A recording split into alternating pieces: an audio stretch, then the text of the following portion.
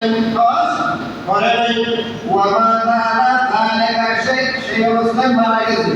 সুযোগ ছিল, হায়াত ছিল, সুস্থ ছিল, টাকা পয়সার সবগুলো ছিল, কিন্তু সমগ্র হজ করে নাই। আমার নবী বলেন সেই অবস্থা যদি সেই মারা যায় ফাহুয়া ফিন্নার, সে দুর্যোগে যাবে। নাউযু বিল্লাহ।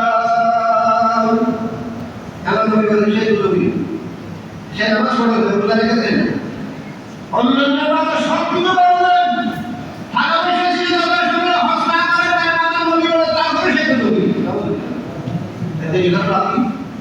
কেন আসায় হজ করার জন্য মক্কা মদিনায় রাসূল পাক আল্লাহ দেওয়ার জন্য কেন আসায়?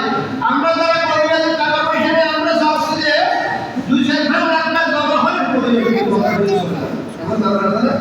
আশি বছর আছেন আল্লাহ আপনাকে নিয়ামত দিয়েছেন, আপনি কেন বলা করতেন?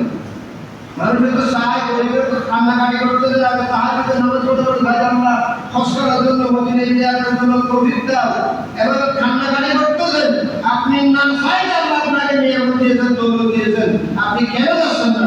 এই জন্য আমরা নবী বলেন সুন্দর কথা দিয়ে যাও আসলে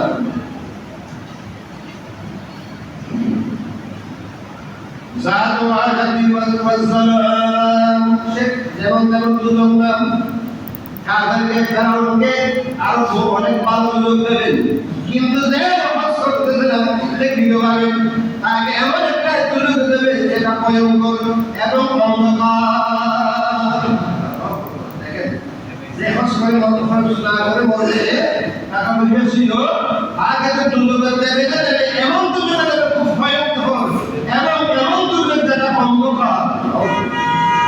দেখেন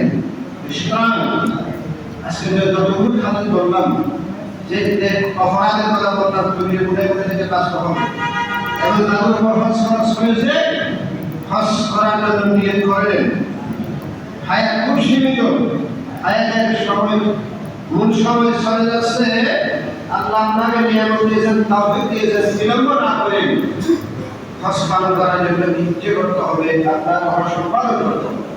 আল্লাহ আমাদেরকে উজ্জ্বল করতে সবাই আমিন। ওয়া রাহমাতুল্লাহি ওয়া বারাকাতুহু। আসসালামু আলাইকুম।